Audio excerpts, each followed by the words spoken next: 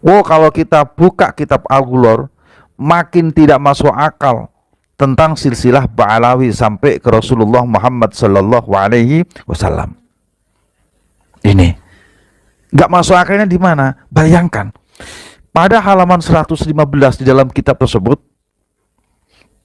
penentuan nasab Ba'alawi sampai ke Rasulullah itu hanya ditentukan melalui mimpi. Beberapa ulama dunia itu di Mesir dari tahun 2009, itu di Yaman, di Yordania pun beberapa ulama sudah mengatakan bahwasanya silsilah Ba'alawi sampai ke Rasulullah batal. Sejujurnya nasab Ba'alawi sudah tamat tragis dan tidak bisa diselamatkan. Cuman biarlah, namanya usaha boleh-boleh saja dan cukup jadi tontonan yang menghibur. Ada video yang disebarkan oleh budak klan Habib Ba'alawi di mana ada dua orang di situ. Salah satunya adalah yang konon katanya tuh bagus, Imam Ibrahim. Di video itu dua orang mengunjungi Nakoba Ashraf Mesir di Kairo.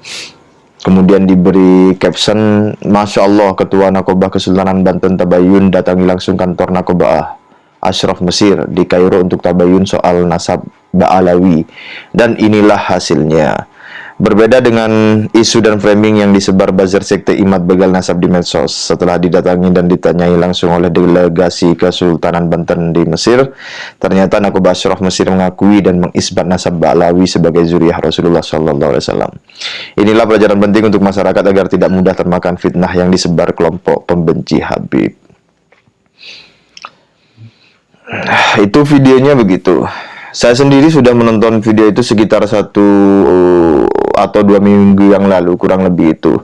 Lalu saya berkomunikasi dengan beberapa pihak menanyakan video itu karena vocabulary bahasa Arab saya minim, sehingga saya butuh mengkonfirmasi arti dari bahasa Arab yang ada di video tersebut. Kiai Imad menerangkan kepada saya bahwa di video itu hanya menyampaikan salam kepada Sadah Wali Songo, gak nyebut Ba'alawi atau Ba'alwi.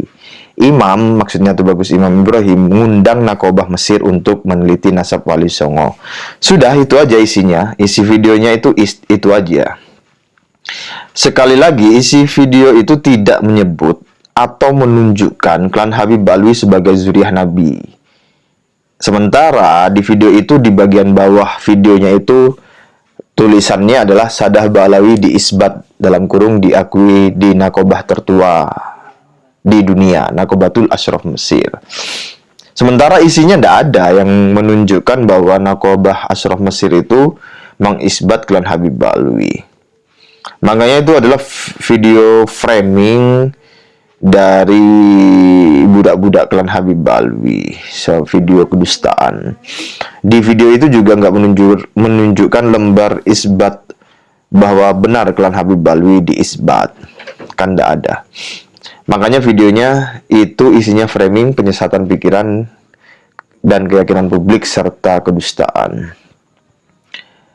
Menanggapi video itu juga, KRT Fakih Wirahadiningrat juga merespon video tersebut. Beliau mengirimkan tulisan kepada saya. Nah, berikut tulisan beliau, saya bacakan.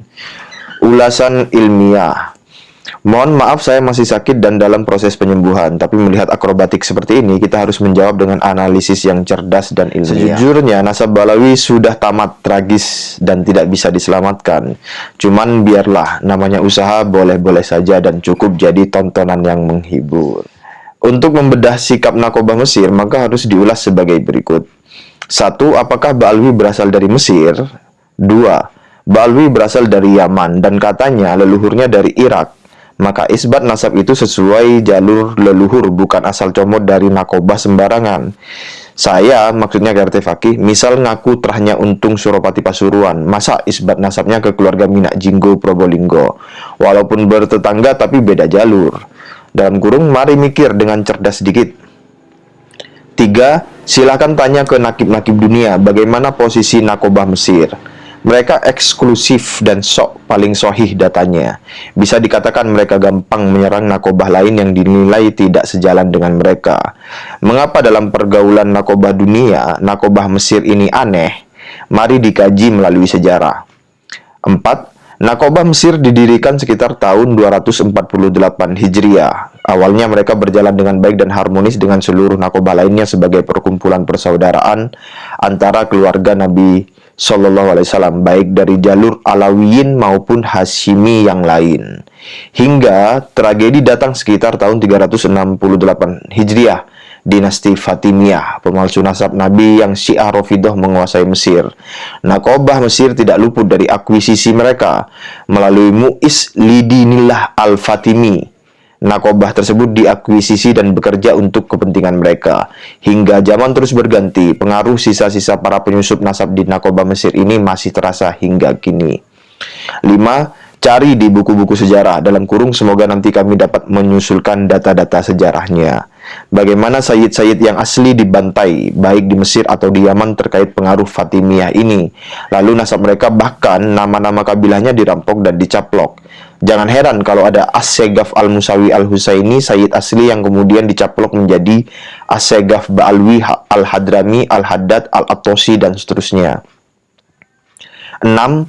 Tahun 1985, Sayyid Ali At-Tantawi Al-Husaini, seorang ulama besar Al-Azhar yang pernah berkunjung ke Indonesia, telah menulis dengan keras di majalah jurnal ilmiah Syarqul Awsat dan mengingatkan secara lantang dan gamblang akan kepalsuan nasab Ba'alwi.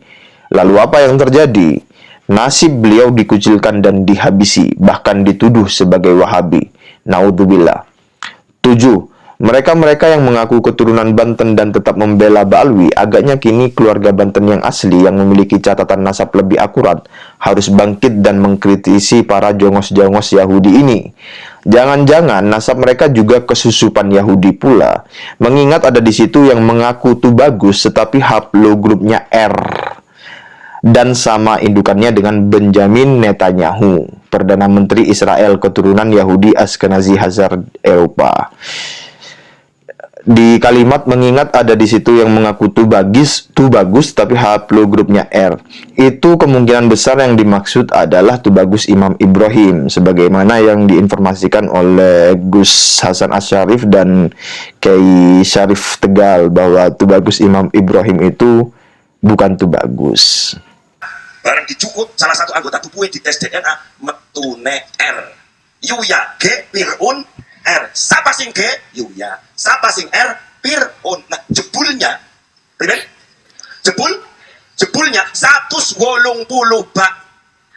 Sebentar. Bawaan Balawi, bawaan 180 bak Lawi Habib kue hasil tes DNA ne haplone G pada karo justru pada karo adapun Pirun haplone R. Ternyata informasine ana wong loro sing bela Baklawi, siji Rumel Abbas haplone R. Si nomor loro wong Banten sing ngaku Tubagus, padahal itu Tubagus arane Tubagus Imam Ibrahim haplone R. Oh mulane R karo G batiran ki siji maning LM20 Bangladesh batiran ya wis minal cocokin wal ketoprakin alias gado-gado wis beli papa. Dan tidak ada Tubagus Imam berarti ya termasuk keluarganya. Nah itu ceritanya itu ada apa ya, tekuan-tekuan apa namanya ya, belokan-belokan tajam gitu di sejarah Kesultanan Banten itu. Nah itu yang paling otoritatif untuk menceritakan itu ya menurut saya sebagaimana yang saya kenal ya, itu ya Kiai Imad dan Tubagus Mogi Nur Fadil Satya. Jadi saya tidak menceritakan itu, takut salah. Tapi yang beliau berdua lah yang saya ketahui memiliki otoritas untuk menceritakan terkait ketubagusan itu serta sejarah keluarga Kesultanan Banten. Saya lanjutkan di tulisan KRT Fakih. Demikian klarifikasi kami, dan tentu saja segala framing Ba'alwi dan para kurcacinya ini hanyalah lelucon belaka. Tidak patut orang yang berakal menganggapnya serius. Bila Nakobah Mesir serius mau mengisbat nasab Ba'alwi, silahkan dikeluarkan isbatnya jika berani berhadapan dengan Nakobah Yaman dan Irak. Sesimpel itu dan salam waras selalu. Ada babi dikira sapi, cakep. Mengaku cucu Nabi, nggak taunya turunan Yahudi. Rayu Nusantaraku, Fakih Wirahadiningrat. Terima kasih. Assalamualaikum warahmatullahi wabarakatuh.